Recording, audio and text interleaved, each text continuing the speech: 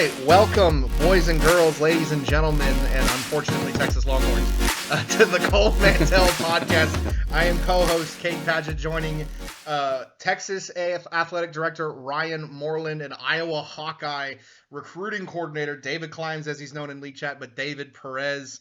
Cole Mantell was supposed to be on here tonight, had a lot of life going on, so we stepped in. We're going to make it work, and we're going to do great. David, how are you doing tonight? I'm doing good. I've been, jumping around looking at the results of the three-star draft, which we're gonna get into later. I've been just kind of getting back in tune with the league as we creep closer and closer to the season. I mean, a lot of the job for recruiting coordinators kind of ends when recruiting does, but I'm really looking forward to the season, and I'm excited to get back into at least the graphic game and stuff as we get closer to kickoff. Kickoff is quickly approaching, and I know as an athletic director, there's a lot of behind-the-scenes work going on. And Ryan, I know you got a lot of behind-the-scenes work. You were tied for the fewest draft picks this last weekend. So I'll tell you what, you probably got a lot more work than we did. So how you doing, Ryan? No, I'm doing good. Doing really good. Geared up, man. You always get excited. This is kind of, everybody is a champion in their mind right now. Going into week one, everybody's feeling pretty good. You're feeling good about your team. You're building that stuff up. I think it's the most exciting point of the season, and everybody's getting hyped up. And so we saw it in League Chat today where guys were getting snippy. They're ready to go, and I'm fired up about this season. Yeah, we've had guys getting snippy for a while now, but then all of a sudden you add how many guys did we have?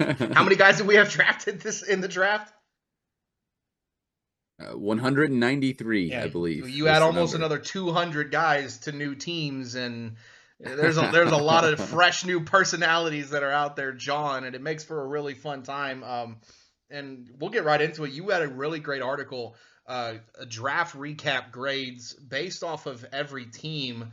And I wrote the one for Texas because you didn't want to be too biased. But I thought you did a really good job, and again, I thought the draft went really, really well. Top to bottom, there were what I love about the draft personally is when you get guys in the Twitch chat that start self-advocating for themselves and be like, oh, well, you draft me, I'm a hard-hitting strong safety, or I'm a tough ball carrier, whatever the case is, and it lands them on a team that maybe you didn't think that they were going to land it on. How did it go with Mike on the desk? Because I know we had a little bit of technical difficulties to start, probably went a little longer than we wanted to, but I thought it went really well. Yeah, I mean, it was a marathon with the slow start there. Had some of the technical difficulties, but luckily those ironed out pretty quickly and then got into it. It was an absolute blast. It was a lot of fun. The whole time I'm on my computer looking at rosters, trying to get like where they would go next or what teams are thinking, and we had a really active class overall. This was a really good draft class. It was a lot of fun, kind of getting to know these guys as the process developed and stuff, and then getting into the draft was an absolute blast. And there were some teams, and I'll give David's team as a shout out. There were some teams that had really good draft classes. Iowa was one of them, and Iowa had that weird 7th round pick and came back in and got an absolute steal when they came back in. Had really good picks before that, and they had a great class. It was fun to see breaking down then the next day, and I spent pretty much the entire day breaking down the draft. I went pick by pick, and broke down every class. It was kind of fun to see how different teams were thinking, and you could really, once you see their whole class, you can start to see kind of their ideas or their game plan going into the draft. Some people went name recognition, some people went most active guy, some people go best player available no matter what their team need is. Some guys focus on the team needs, so it's kind of cool to see how everybody approaches it a little differently. Well, I know as A&M, we were targeting guys at the 15th pick. We were kind of like smack dab in the middle. We had about 4 or 5 guys that we really wanted based off of one, positional needs and activity. And I think 4 of our top 5, or almost all of our top, or none of them were there when we wanted to pick. And so I was on a call with my coaches. We're like, crap, who do we pick? All right, let's find active. And we found a guy, and we got him in, and he was one of the guys that was in League Chat about a week or two before saying he was upgrading and doing this, that, whatnot. he told us his upgrades. He's like, oh, I'm thinking about going 4-star. I was like, oh, hell yeah, baby, let's go. That's a great first round pick. David, I know as a recruiting coordinator, there may not be as much hands-on stuff for the draft. How did Measy involve his coaches? What did he ask y'all to do? How did it go from a recruiting coordinator perspective? I mean, at the end of the day, it was a lot. I mean, we only had, 4 picks, so there wasn't a ton of work to be done, but I know that all 4 of us in our coaches chat, we were all scanning league chat every day, making sure that we saw, ooh, this guy's active, or ooh, he could maybe upgrade in the future. And we're really happy with how our class ended up because we got, outside linebacker, which was our number 1 need. We got a 4-star there. We were more than happy with that. We were able to bolster the defensive line, and then we got 2 receivers who we think are going to be really fun to have in the locker room, and that's all we really were asking for. Yep, that's one of the things as for A&M coming in. I think we ended up having 7 draft picks, and then we had the additional one at the end with the supplemental draft. So we ended up with 8 total. 7 of those 8 were on defense. I mean, that's just how it went. We lost half our team this last season to graduation. Ryan had that happen the previous season, so he knows it all too well. So one of the things for us, we targeted best available at a position of need. Did we reach at some certain point? Sure. Did we pass on some guys that may have been higher overall because they weren't active? Yeah, we did. But it was one of those things at the end of the day that me and my coaches, we put activity above everything, because if they're active, you can get them bought in. If they're active, you can get them upgraded. If they're active, sometimes that's all you need. You don't need a 95, 99 overall guy at every position. You may need that glue guy who's a 75 overall who's just ridiculously active in the locker room. I mean, Ryan, I know you've had guys like that on your team, and every year we have the option to either keep or cut 3-stars. And you've said multiple times, I'm keeping this guy no matter what, just because he doesn't upgrade at all, but damn, he's in the locker room every day. Let me give a shout out to Aaron Perez on my team. I believe he has $10 in his player. He's a senior this year, and I'm still trying to find a loophole of where I can get him back for his next player. He is those guys, the energy level, and you can't oversell this. The energy level that he brings is a guy that's in the locker room constantly and always showing up. You can't overstate that. That is so important, and I'll bring back those guys time and time again. That is big, and it's something that Adam taught me when I was at Oklahoma State. And Adam's big thing was culture wins championships. Like, you can do whatever you want to, but culture wins championships. And if you look at the teams that win, the teams that regularly compete, they have great cultures. There's teams that are constantly in the running for Team Spirit Award. They have great guys. They have great locker rooms, and you might have like a one-off where a team is good for a little bit, but if they don't have a good locker room, that dies away quickly. They fall off a cliff after that. If you have a great locker room, it keeps building, and I'm a big believer in that. So those super active guys, those are the guys I'm looking for. There was one, and I won't throw anybody under the bus, but there was when we were drafting, we had one base 3-star that was really high on our list that we had over some of the 4-stars on our list, only because he was super active. And I was like, look, this is a guy that's going to come in and be a great locker room piece. Those other guys might be, but I know this guy's going to be a great locker room piece, and I can't oversell that. And next year going into the draft, and for future reference, if you want to go and jump up draft boards quick, be in that league chat. Be active, and I mean, mainly don't be an a-hole. I mean, you can Well, yeah. you can be the bad kind of active real quick. Yeah, that's definitely true. We've seen that in a few guys. Oh yeah, easily. That's what. Go ahead, David. Go That's ahead. what I was about to say. That's what I was about to say is like there's a difference between being active and being like annoying. There are a couple instances where I feel like I've been in league chat and I'm fighting for my life when I feel like I shouldn't be having to. I just wanted to come and wish some dude happy birthday. Why am I getting people at my neck, Like it's a fine line, but I mean, there are great guys all over the league who are just there for vibes. I mean, even myself, I'm just a 4-star, but I'm here helping out Iowa in every way I can. So yeah, and I mean that as an AD, I mean this is fixing to be my 10th year in the league. This is fixing to be my 5th year as an AD. So, and you'll hear Ike and Babs talk about it all the time. I was not active my first season. I think I was almost put on the ghost list as a 5-star lifetime elite, lifetime 5-star that was almost put on the ghost list, and I pulled my head out and got back active in it. But we target guys that are active because, again, like you said, that locker room, that's the most important thing. And to touch on what Ryan said, that there's one loophole that you can use to get a guy back that you had on your team, and that's if you draft them. And we had one guy in the draft that we wanted to take because he spent 4 years on our team. He also spent 4 years on a team with me in Michigan, so I knew him really, really well. I was like, all right, he's our second round draft pick, and he got taken 3 picks before us, and I was like, I was so mad. Oh. I was so mad, and I texted the AD that took him. I was like, you motherfucker. I was like, oh, I was so pissed. But it's one of those things that I'm happy where he's going because I know the AD and I know a lot of guys in that locker room, and it's going to be a good fit for him. But yeah, I mean, I think a lot of teams did really, really well. And one of the most exciting things now is going to be who's going to pan out, because you may kill the draft now. You may think you killed it now. Yeah. But you may have to cut half these guys because they ghost, they don't do very well, they're not active, whatever the case is.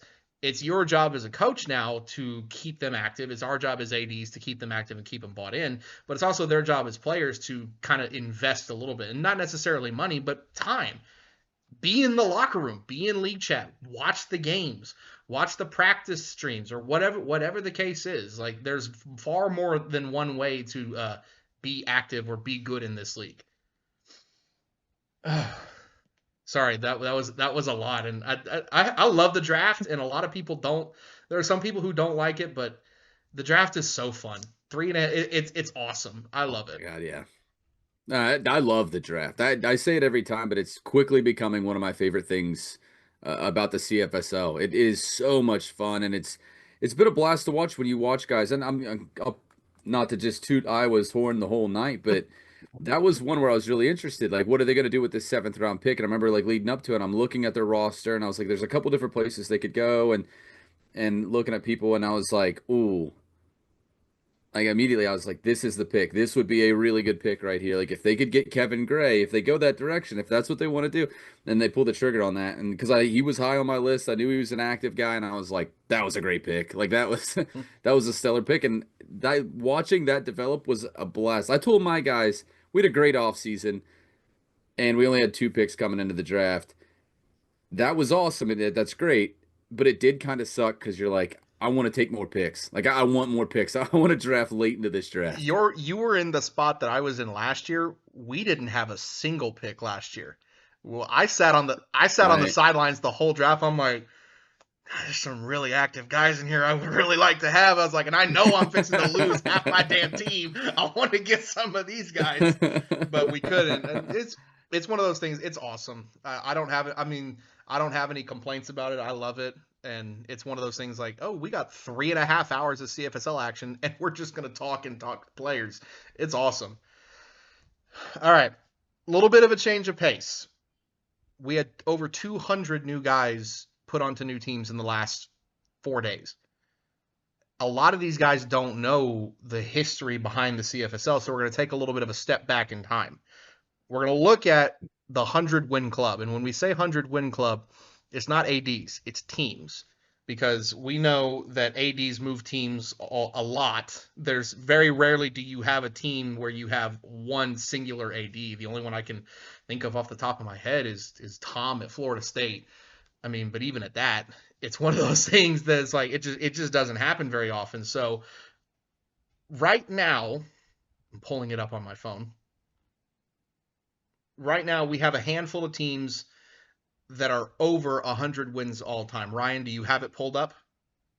I do. We have 8 total teams that have gotten to 100 wins now. In order: Texas, Auburn, Notre Dame, Ohio State, Miami, Alabama, Michigan, and Oregon. Okay. So those are all presently active teams. Now, there are teams on this list that are not presently active. Namely, you have Oklahoma State at 74 wins. You have Kentucky at 70. You have Boise State at 51. So we're not going to talk about those. So outside of those 8, we're expected to at least have one team join the 100-win club this season, and that's going to be Florida State. For those of you that don't know, Florida State is currently sitting at 99 wins.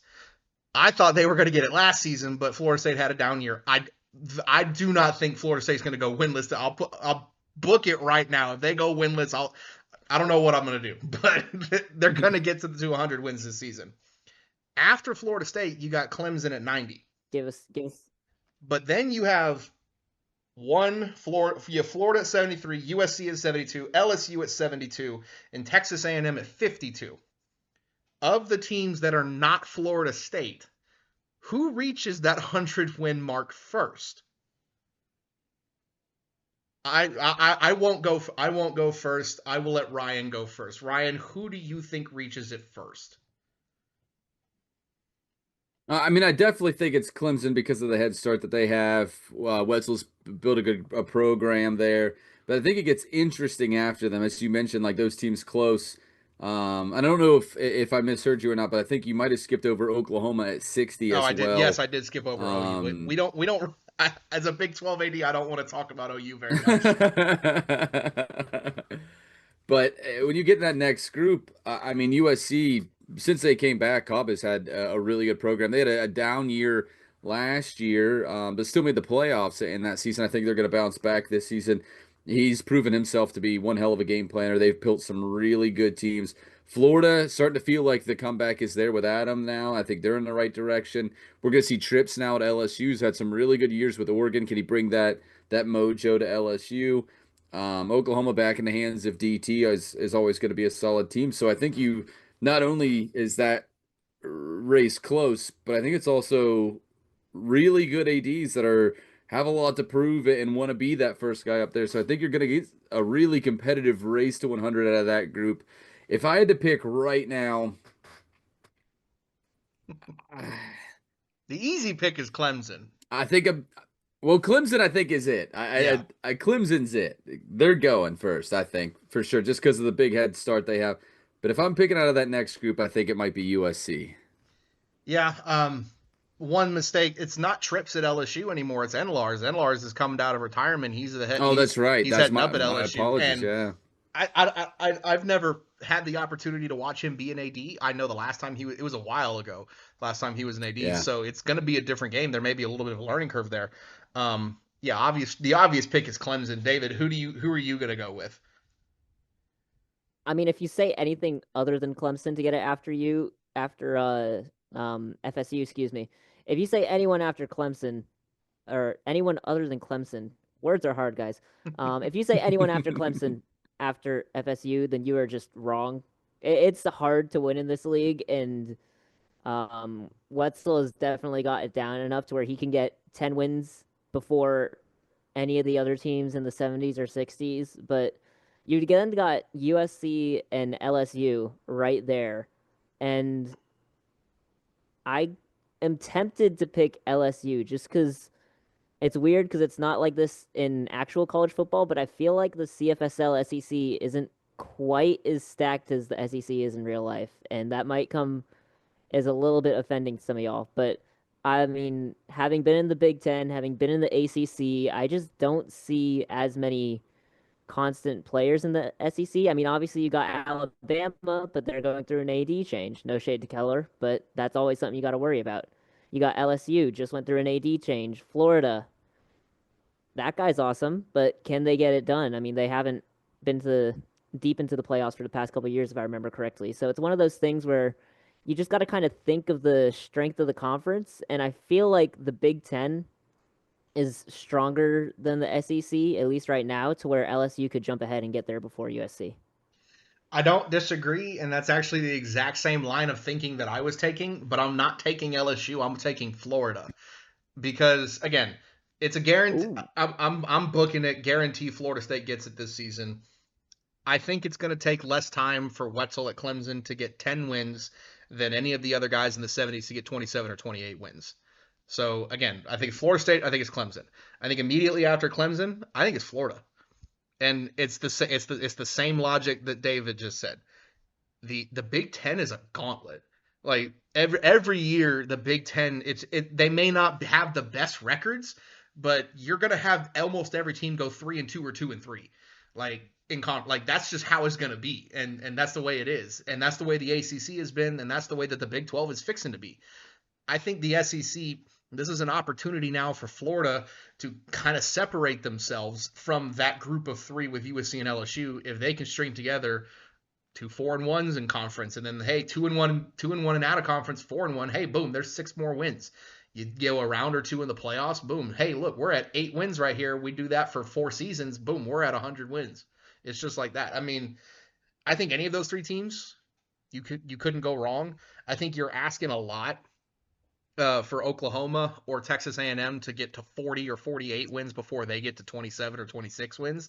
Like that's a tall ask, especially because again, and I'm a little bit of a homer as a Big 12 AD. Our conference is it's tough now. It's just getting tougher. I mean, we haven't had. When was the last time we had a repeat conference? Like it was Oklahoma this season. It was Texas A&M last season. It was Colorado the season before that. It was Texas the season before that. I mean, I don't remember the last time we had a repeat conference champion. So I mean, it's one of those things. I mean, it had to have been the Oklahoma State run, and going that far back. That was what, 8 seasons ago. Like, it's one of those things that this is a tough conference, and you're asking guys to go against the best each and every week, and you love that because it makes you better. But at the same time, sometimes a game may just come down to a coin flip. It may come down to if you're going with the wind or against the wind in the fourth quarter. It may come down to a drop interception versus a drop pat. Like there's so many things that it could come down to. And I think Florida has the opportunity to really separate themselves. But I'm looking at these records. USC and LSU both have winning records. Florida is closer to 100 losses as a program than they are 100 wins. But I mean, I still think they get there first. Out of those 3, I'm not bashing Florida. I'm really not. I just took a look at it, and I'm like, that's one of those interesting things. But it's going to be a fun race, and it's always exciting when a program reaches 100 wins because again, whoever's in charge, they get the quote unquote credit for it. And it's a credit to Adam. He's doing a great job at Florida. I think they're gonna be really good this season. But it's one of those things that it's always going to be fun. But a little bit more of a history lesson. This is now my 10th season. This is fixing to be my 10th season. This is fixing to be Ryan's 10th season as well. We came in at season 15 together. David, how long have you been in? Because this is your second player, correct? I'm going into sophomore year, my second player, so this will be number 6 for me. Okay, so 6. So a little six more of a baby in. compared Okay. to y'all, but so we got a little bit of gray on our ears for this question. And it's historical players, 1 offensive and 1 defensive. You can pick 2, 1 offensive, 1 defensive, that you could add to your current team right now. It could be someone that played in season 1. It can be someone that retired in season 23, like Taylor James. If you could pick 1 player on either side of the ball to add to your current squad to help out, who would it be? Okay. Ryan, I don't think you're going to say Ryan Moreland. No. As much as I love that player, I have full faith in Spunky. Offense is tough because defense, I had a couple of names right away, and I think I'm going to go with the number 1. And I think that's Isaac Frost. The first games I watched in the CFSO was Frost just wreaking havoc. Back steroid era, 99 everything, juggernaut of a defensive lineman. And it was just devastating to watch. But I don't think you can go wrong with any of those big names from that era on the defensive line, like Lacey White, Ezra Rogowski, Iman Porter as well. They were all studs that you couldn't go wrong. But Isaac was the guy. I mean, Frost was unbelievable. I mean, he's on the load-in screen for our revamped. Yeah, and for good reason. He was a nightmare. On offense, it's a lot tougher to think of like exactly who. I mean, Cass back in the day had a great wide receiver. That would have been a lot of fun to have. I was thinking the wide receiver position because you could always use a little bit more talent there, no matter how good you are. He's definitely one. Titus Price, back in the day, was just a touchdown machine. It felt like every time he caught the ball, it was in the end zone. He would have been a fun one. Had great years at Alabama. Oh, you know what, too? Like, Cadbury Wellington at tight end would always be fun. He's the best that we've ever seen do it. That would be a fun pick to add as well. I think if I had to pick, though, I think I'm going Titus Price as just a guy that was just born in the end zone. I mean, that dude just was in the end zone every play. Yeah, I mean, you mentioned one of my picks, and I'll talk about it in a minute. Um, David, I know again you're not as you may not be as aware of some of the older guys. Who would you put on Iowa right now? Yeah, as one of the younger guys in the league, I have not seen as many players, and I mean, I've only been on I've only been on three, really two teams in my time. But for my first pick, I'm going back to what was it? Season got to do some math. Season 19 and 20 at Syracuse. I'm going with Jaden Tamucci, and this is a your guy, Cade, silence player from when he was the AD at Syracuse, and that guy was just all over the field. It was so much fun to watch, and the thing that really stood out to me was his Senior Bowl performance. That was a very stacked Senior Bowl that Tamucci played in, and it was insane to see him come away with not one, not two, but three picks in arguably one of the most stacked games, that happens every year in the CFSL. Um, you just can't find a lockdown corner like that anywhere you go. Trust me, I would know as the guy who had zero interceptions at corner. Um, looking back to offense though, once again, it's less of a question of what does my team realistically need and more of like you just can't pass up some of the production that we've seen out of past guys. And I'm going with another, more recent guy, but I'm going with Jay Duke from Auburn. I mean, he leads the league. He has the most passing yards in a season in league history, the most passing touchdowns in a season in league history.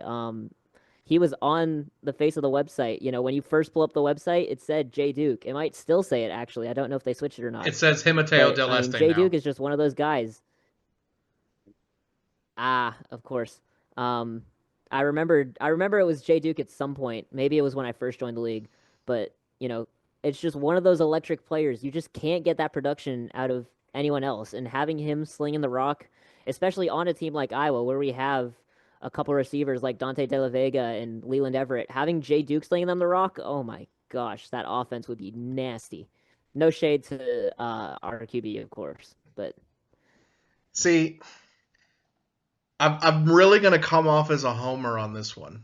I really am because the homer in me says I want to add Allie Peters back to A&M because Mm. the all-time leader in tackles right now is Allie Peters, and there's gonna come a day where Allie Peters is back in the maroon and white. I'll just tell you that right now.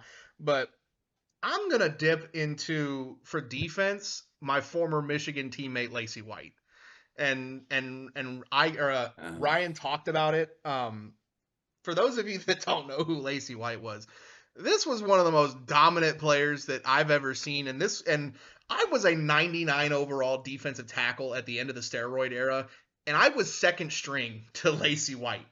I had a game my freshman season or sophomore season. I had 6 sacks in a game as a defensive tackle. It was one of the most dominant things I've ever seen. And then hey, look, there's Lacey. She's getting 4, 3, 4, 4 every freaking game. And it's like one of those things like you just could not stop her. Like if I put Lacey White in the middle of this defensive line right now with Jurgen McGregor at one end and Martell at the other end, it's one of those like, man, this would be a fun defense to watch. Oh man, that's fun. If I'm I've said this a lot, Cade. I had a really good quarterback career. It was a lot of fun. I'll take nothing back. Lacey White was my least favorite person to see on the other side of the field every time. we She had big games against me. She'd get me like 6 sacks, 4 sacks, 5 sacks. Every time we played, she was just breathing down my neck. I hated playing her. we let me see when we matched up against y'all in the season 17 national title game. I want to see what she had. Let me pull it up because it was Michigan versus Oklahoma State in that game. Let's see, and it was Oklahoma State. Yeah, y'all y'all are won. Yeah, in the national y'all are making me championship think game, of we lost by 2 scores, 37-24. She had 6 tackles, 5 TFLs, and 4 sacks.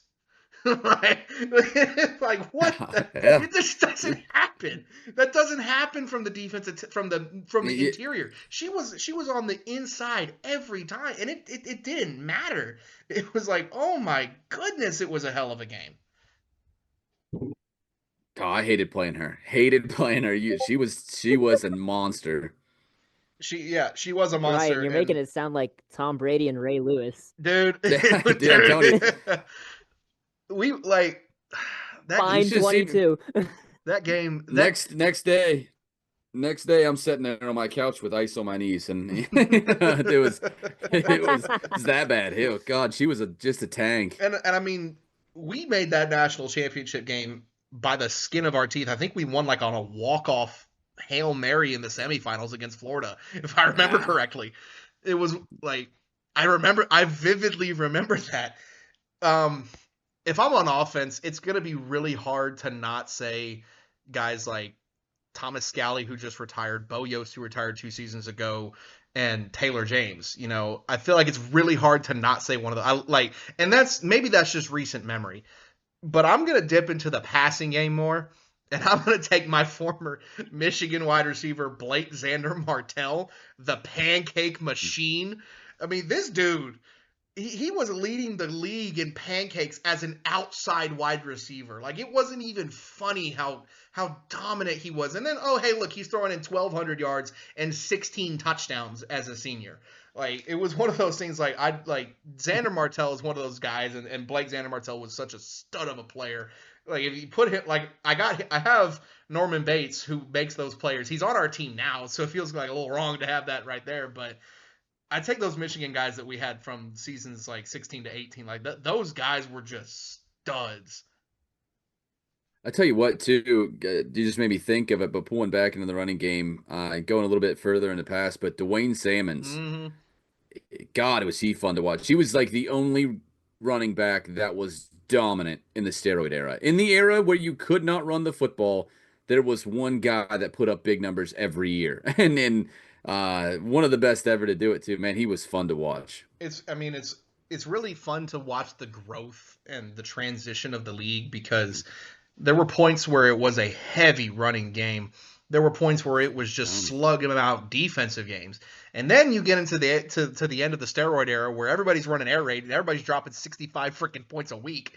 I mean, and now we're kind of getting back to more of a balanced thing. You have guys breaking 1,000 rushing yards every season, but then you'll still have the quarterbacks to throw for 4,500 yards. So it's fun watching the pendulum go back and forth, and give recognition to some of these guys. And man, I'm getting a little nostalgic about all the old Michigan teammates I had. Oh man, That was a good team. That was a hell of a team. That was a hell of a team. Yeah, it was. We made the playoffs every year. My year there, I've missed the playoffs one time in my time as a in the league, and it was my first season as an AD. Oh, okay. Little bit of a step forward now. All right, we're out of the history. We're into what we're doing nowadays. We're T minus 2.5 ish weeks from game one. We still have one important date between now and then, and that is the Playbook Draft. Ryan, explain to the viewers what the Playbook Draft is. Absolutely. So it's going to work the same way as the 3-star draft, same draft order. So you'll start with West Virginia drafting first, and it'll go all the way to North Carolina. Each team will take an offense and a defensive playbook. Defense, there's no restrictions. There's only so many defenses, so you can take whatever defense you want. It doesn't matter.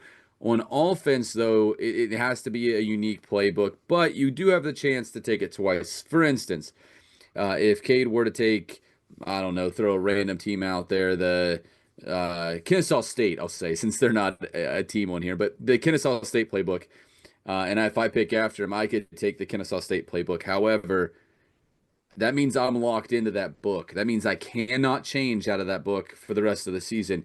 Kade, since he took it first, would have the option to do one playbook change during the season. So this is right now, and I know Kade's doing this. Every AD in the league is doing this. You're running these sims, getting these new guys on your rosters, and running these sims, seeing different playbooks, testing different things, and seeing what you like. And I always think it's so much fun because there's certain books, if you've been around long enough, like Cade and I have, there's certain books that are going to go early. They always do. They're books that people love. But I feel like every year you see a couple of books maybe that you haven't seen or you haven't seen in a really long time. Like an AD did a deep dive and found a book that hasn't been around in a long time. You really never know where it's going to go, and it's always really exciting. It's something I always look forward to. Yeah, as someone who has been playbook testing since about a week after our season ended, and it was hard for us because we had to remove half of our roster. We had to put in base 3-stars at positions that we needed without having new guys just to get a rough look. And then of course we got the post recruiting roster file from Frosty. He's a godsend for that one. Again, and early on, for at least for us, it's just throwing stuff at a wall and seeing if we like it. We really came into this offseason wanting to get rid of our preconceived notions and all of the history that we've had with certain books. We don't want to be attached to a certain book. Oh, well, it worked this season. No. What style do we want to run? Do we want to run pro? Do we want to run multiple? Do we want to run spread, air raid?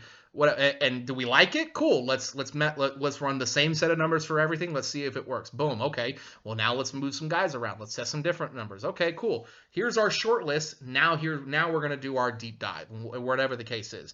I know it may not be as hands-on from a coaching perspective, David. Do you help sim for Iowa, or does Measy, how does Measy include all y'all for that? What does it look like for y'all in testing, prepping for the draft? What are we looking at? Yeah, I'm pretty sure Sims are allergic to me. Last time I tried to open RPCS3, I think my computer actually like threw a fit.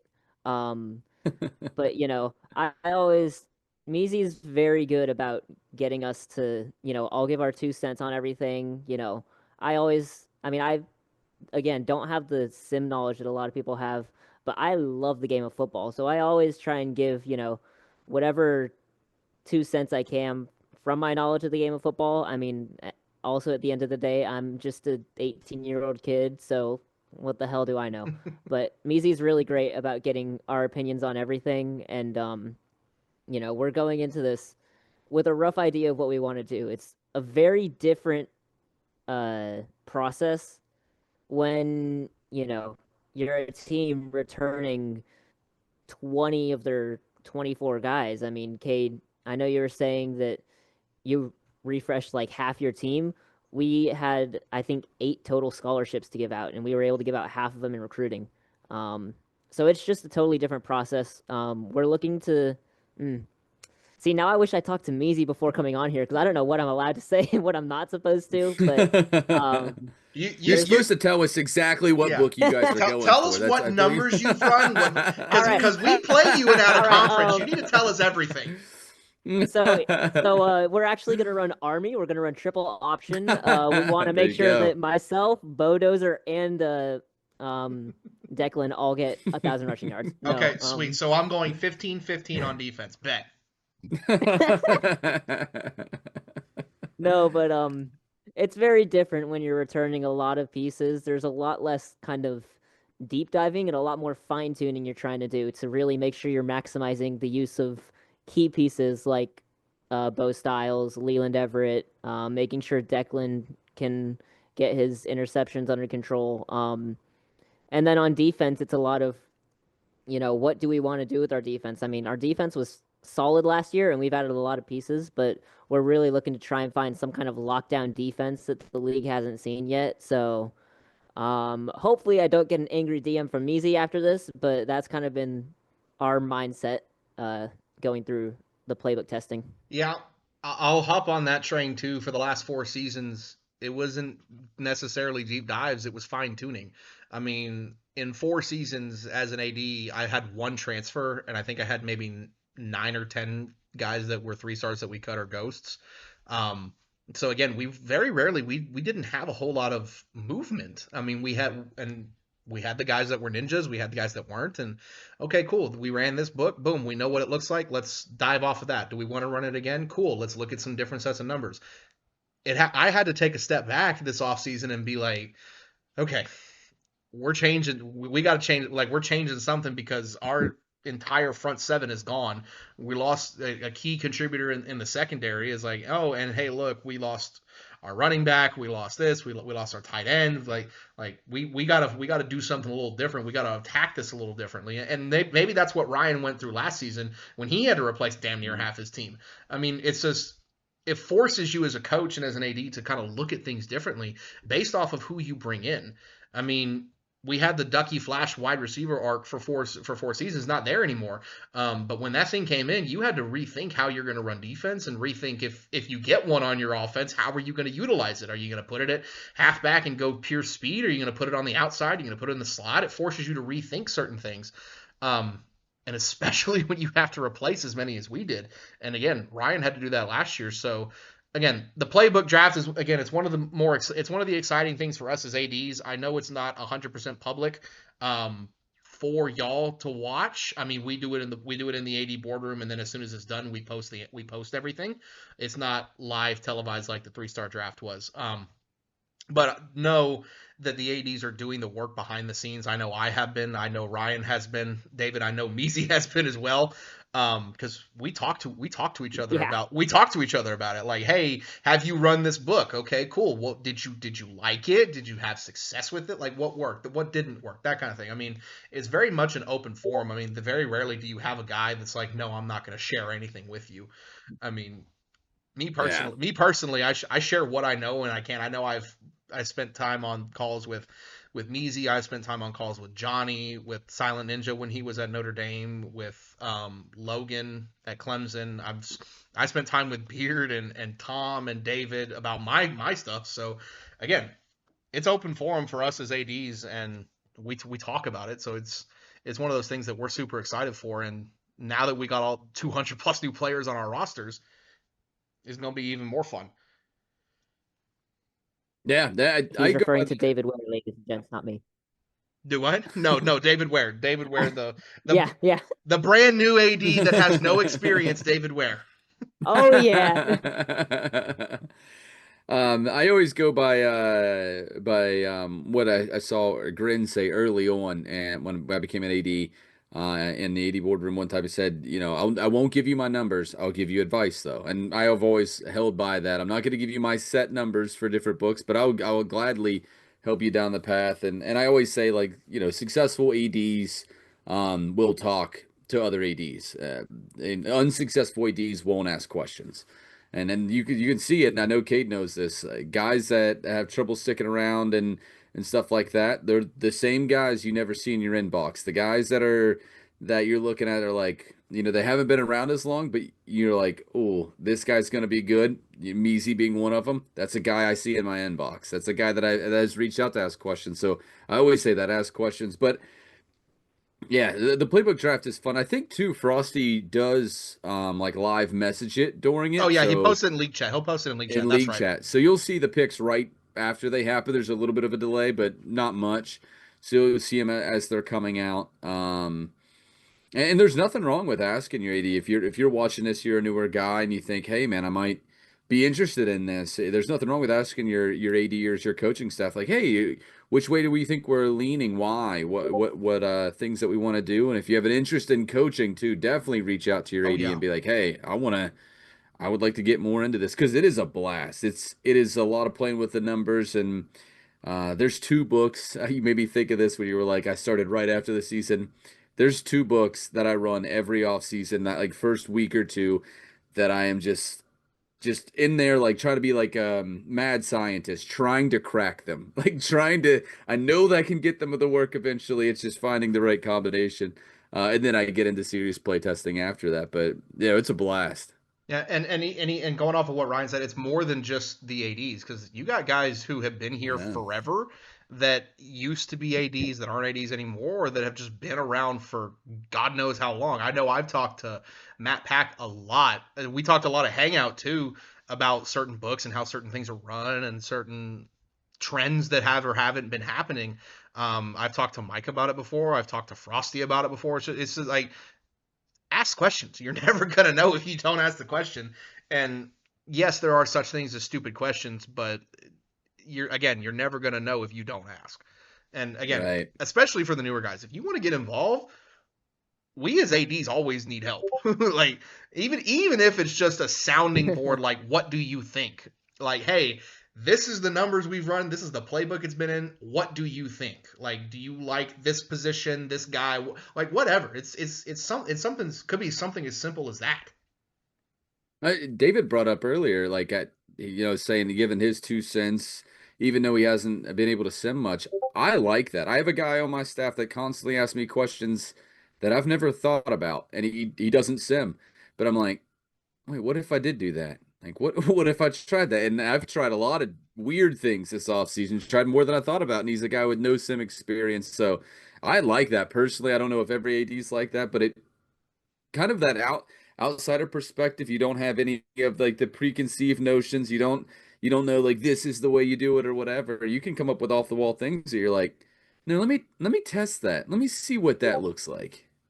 Yeah, I mean, I love Yeah. simming and it's fun because I show it to my guys like as it's happening, and we'll talk in a Twitch chat, and we'll talk like, hey, what do we think about this? That was a good play, or whatever the case. Like, it's just something simple. So we got about 15-ish minutes because we try to keep it right at about an hour. So I want to go into the viewer questions, and I think there's Oh boy. yeah, there's a couple. So there's three questions. There's three questions we're gonna spend a little bit of time on, and then there's one question I really want to talk about. So Swaggy Men says, "Is the Alabama hype real or fake?" Brief talk about it. Personally, I'm super excited for Keller to be in the headman job. He did a lot of stuff helping out David Ware last offseason, so it's going to be super fun for him. David, what do you think? I mean, I love Keller. He's a great guy. I'm super happy to see him in the AD slot. Y'all talk a lot though. I'm gonna be honest, Bama. Y'all talk a lot. So hopefully y'all can live up to the hype for your sake, because y'all talk a lot. Yeah. Ryan, what do you Yeah, think about Keller in Alabama?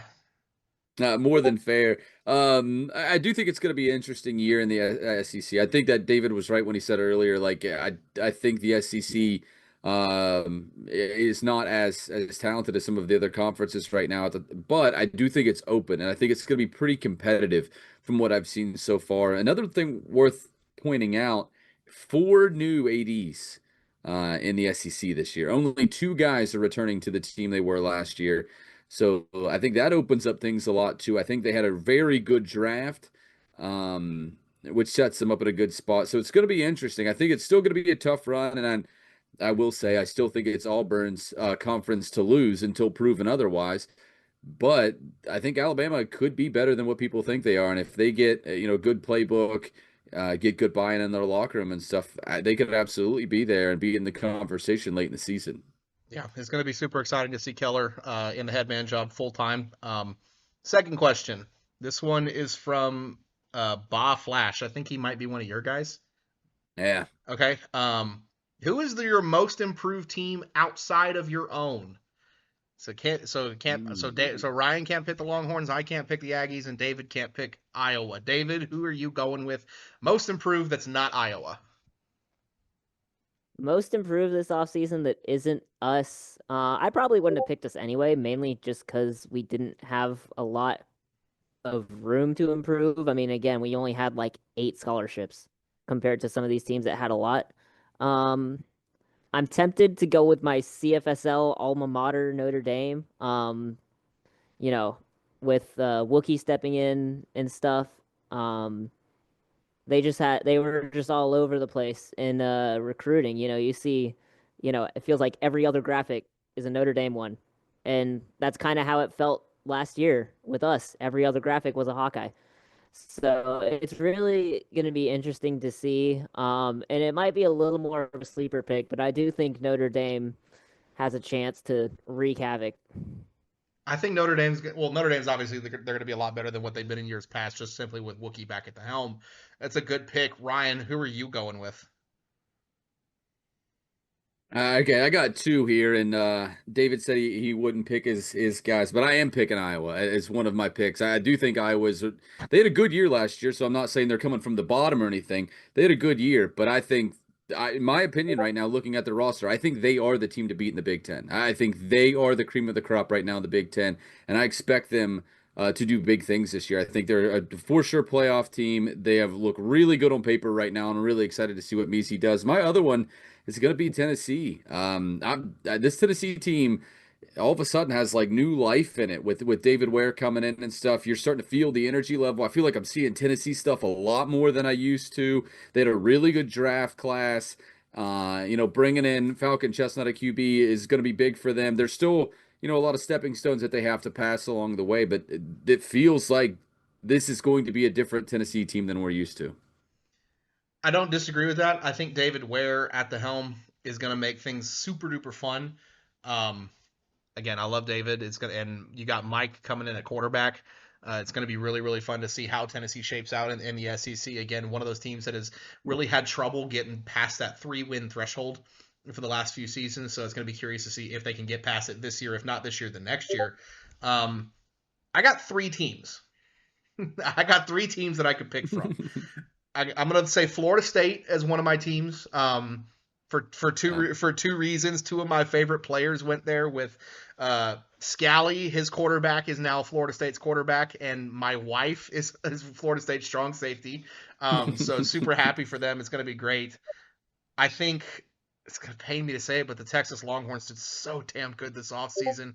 Look, I'm going to use my wife as an example. I told her going into recruiting, like, baby, you're going to go wherever you want to go, but there's 2 teams you cannot absolutely go to. It's the Oklahoma Sooners and the Texas Longhorns. It won't happen.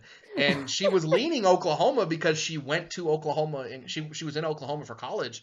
But when it came down to it, man, Ryan just nose to the grindstone, kicked butt in recruiting and damn near got her to go to Texas. Oh man, it was one of I was like, are you really fixing to go to UT?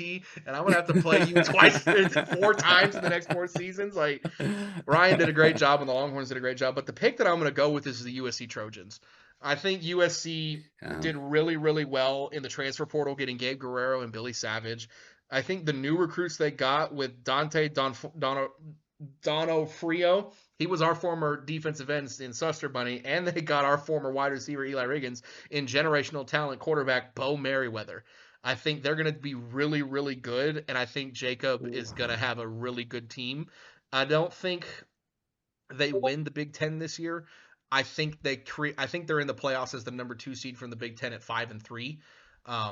I think USC has a really good team and a really good foundation, and we know how good of an AD Jacob is. I mean, back-to-back national champions, it just doesn't happen. So, I mean, I think Jacob's going to do really good. Next question from another Longhorn, Tank Cole. Which of the 4 All-American D linemen last season would you rather take a sack from? So, the 4 All-American D linemen were Dominic Delamano. I think he's at USC. You had Vinnie Wellington at North Carolina. You had Demetrius Mann at Miami, and then you had Bernie Cole at Texas. Ryan, who would you rather take a sack from? And it can't be Bernie Cole. I was about to say the easy answer for me is Bernie Cole because that means it happened in practice and not in a game. But no, I'll go. You know what? I'll go Delamano. Is the guy I'd rather take a sack from. A former Texas Longhorn, former teammate of mine at Oklahoma State as well. Great guy. So even though I'd hate to take the loss, at least I'd be like, my guy's out there eating. I'm excited to see that. Yeah, that's a good pick. David, who would you go with?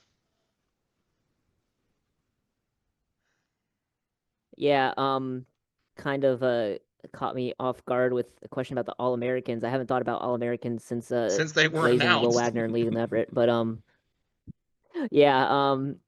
looking at this list, I mean, obviously Delamano, we played him. That wasn't fun.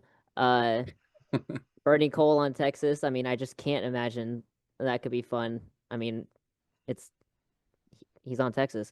Demetrius Mann, but I gotta go with Vinnie Wellington. Like, that UNC team was really good last year, and Vinnie Wellington, if I remember correctly, I believe he was like the insert profanity there at North Carolina. So I mean, I feel like if he was coming at me, I would be like Geno Smith. Oh my God! So yeah. Oh No, you see, you took my pick, and I'm going to say Vinnie Wellington too for a couple of reasons. Number one, I've gone against a Delamato made player because he was the linebacker for Texas for so many years, and I hated going against him. I refuse to go against Bernie Cole and Demetrius Mann because they're both big enough to play on the inside, and if I'm getting sacked by someone on the interior of the defensive lineman, that's a big boy right there. I don't want to be doing that. I'm going to go with Big Beefcake himself, Vinnie Wellington, Defensive Player of the Year. I mean, again, this is like a pick your poison kind of thing. Who's going to hurt the least? And I don't think it's going to feel good either way, but at least Vinnie Wellington doesn't have as much junk in the trunk as some of these other guys. And I mean, it's one of those things, like, it's going to be like I'm going to fall and you're going to tap me while I'm on the ground, and that's how you're going to get your sack. Like, you're not going to blindside hit me. You're not going to blindside hit me on this one. Oh, man. Okay. Final question, and it's going to be a little bit of a tailored question. So it's Baby J, the famous Alabama wide receiver who's always active in League Chat.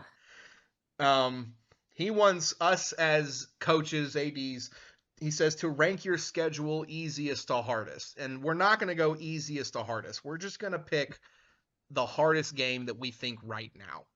Or we'll go with your two hardest. We'll go two hardest. Of the schedule that you have right now, it can be out of conference, it can be in conference, whatever, because you don't know if you're going to make playoffs, you don't know whatever that is. You're going to pick 2 of your 8 games. 1, 2, this one's going to be the hardest, this one's going to be the next hardest. Does that make sense? Yeah. Okay. I'll tell you, I'll go first.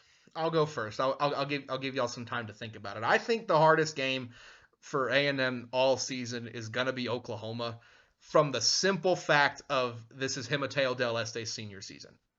And the question has been all around Del Este, why has one of the most dominant players that we've seen not gotten deep enough in the playoffs? And Oklahoma and DT Hall have done a great job of building a stud offense around him and a stud defense to, get in the ball, and everyone, and that was Oklahoma last year until Oregon pulled the upset of upsets in the quarterfinals, and I mean, I think Del Este is going to be one of those guys in the group of, we're going to clap when he retires because we don't have to play him anymore. Not because we want to wish him well, but you ain't got to be suiting up against us anymore. I'm putting Oklahoma at number 1, and then I got to put Texas at number 2, simply because I've made it very well known this offseason that Ryan is 1-3 against me in our time as ADs, and the Texas boys are getting really upset about that. So I know that Week 8 matchup is going to be just an absolute barn burner, and that Texas team was very good last year. I know the record may not have shown it because of how many pieces they had to replace, but they're only getting better. You see that by only having to draft 2 guys, and I don't want to say it's going to be a rebuilding year for us, but we got a lot of pieces to figure out where they fit on the puzzle, because again, we replaced half our damn team. So again, I think Oklahoma's going to be number 1, and then Texas will be number 2 for us in terms of toughest opponents on our schedule. David, who do you think will be toughest for Iowa, and then second toughest? Yeah, this is a tough question, being in the Big Ten, which is one of those notoriously competitive conferences. But I think we actually have our 2 toughest games back to back, and it's really hard to pick toughest out of the 2. But we got USC Week 6. You guys have been talking about it all podcast. They had a great class. They feel like they've always been good. They got amazing AD. And then Michigan Week 7, they're coming off of a conference championship, and it's like, how can you not? And, they got some great guys. They got Ike Running Sims. They got Best Horns, as he goes by now, making sure the vibes are up. So it's 2 really good opponents back to back, 2 of the top dogs in the Big Ten. And I think that those are really the dates that we're circling on our schedule.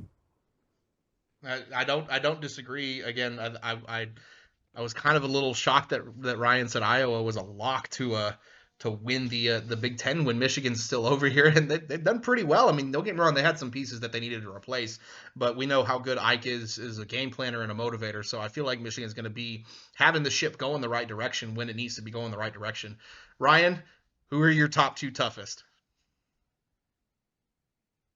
It's tough to pick. We got some really good teams at a conference. We're gonna have USC. We're gonna have Florida State as well.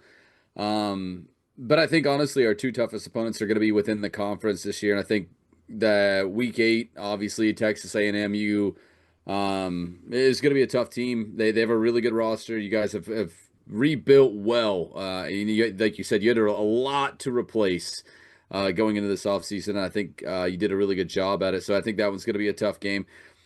And then I'm bucking the trend. I'm not going to Oklahoma. I'm going Colorado. It is going to be the next toughest game for us. Because Oklahoma, I've had a good track record against. They did get me for the first time ever this past season. But this Colorado team's had a good run against me. I am intrigued to see. We talked about the playbook draft earlier, like in a post Taylor James world, what does Colorado look like? We haven't seen that before, so that's going to be interesting to see how they play that. But they have a really good roster, very good wide receiver core, a really good quarterback. The defense is being built back to being very good again. There's not a lot of holes on that team. That's going to be a tough game. Yeah, you talk about the post Taylor James. Colorado did land Alabama transfer freshman of the year Quincy Asher, so it's gonna be interesting to see how they utilize him.